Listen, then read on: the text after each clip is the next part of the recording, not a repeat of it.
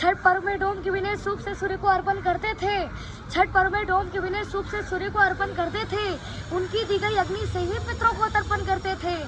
चमार के शहनाई के बिना शादीशुदा न होता था।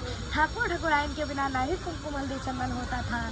काम हमारे अलग अलग थे, विचार हमारा एक था जी। सबको सम्मानित करने का संस्कार हमारा नेक था जी।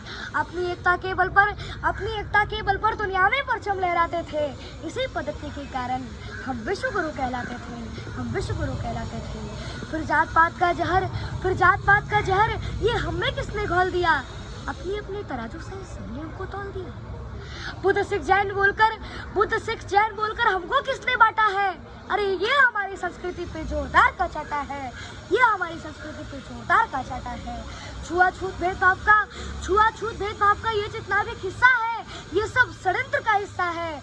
फूट डालो राज करो ये सब दुश्मनों की रणनीति थी। मुगलों और कम्युनिस्टों ने कुछ गहरी साजिश रची थी। इन्हीं साजिशों के तहत ये शब्द जात पात दिया। हमारी एकता और अखंडता को खंड खंड में बांट दिया। ऊंच नीच भेदभाव का वो दौर अलग था जी। हमें बांटने वाला वो कोई और अलग था जी। गंदे लोग आकर गंदी सोच लेकर चले गए। हमारे सोने की चिड़िया को नोच करके चले गए। फिर जात पात पंथ के नाम पर कितनी बार बढ़ोगे तुम? जितनी बार बढ़ोगे तुम उतनी बार कटोगे तुम मानो या न मानो ये कथन हमारा निश्चित है। नहीं तुम सुधरे तो सुन लो कि अपतन तुम्हारा निश्चित है। एक बार फिर सुनो कि अपतन तुम्हारा निश्चित है। षड्यंत्र के तहत बुद्ध गुरु गोविंद को तुमसे अलग किया।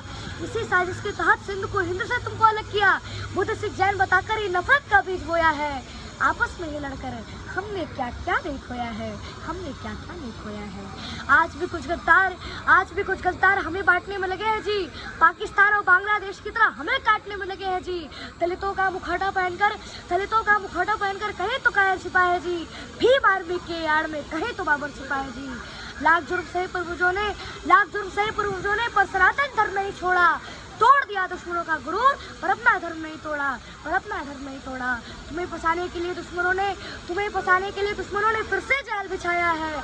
जय भीम का नारा देकर फिर तुमको भरमाया है। छुरा भोंकने के लिए अफजल खान ने शिवाजी को गले लगाया है। पहचान भेड़िया वही है, बस अपना पूछ रंगाया है। ब्राह्मण क्षत्रिय वैश्य शूद्र हम एक पिता की संतान है जी। जो हमको छोटा बड़ा कहे समझो वह ज्ञान है जी। वाल्मीकि वेद व्यास ने महाभारत रामायण लिखा है। रविदास और कालिदास के चरणों को हमने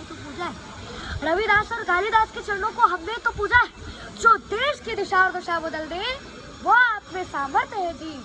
हे शूद्र के शिरोमणि आप हमारे आदर्श हैं जी।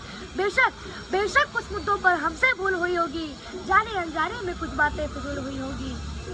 रूठने और बनाने का अधिकार अपनों का ही होता है। अगर प्यार अपनों से है तो तकरार भी अपनों से ही होता है। अगर कोई गलती हो गई हो तो माफ नहीं करोगे क्या? अगर हमने पाप किया तो तुम भी पाप करोगे क्या? एक कदम तुम आगे बढ़ो, एक कदम हम भी आगे बढ़ाते हैं।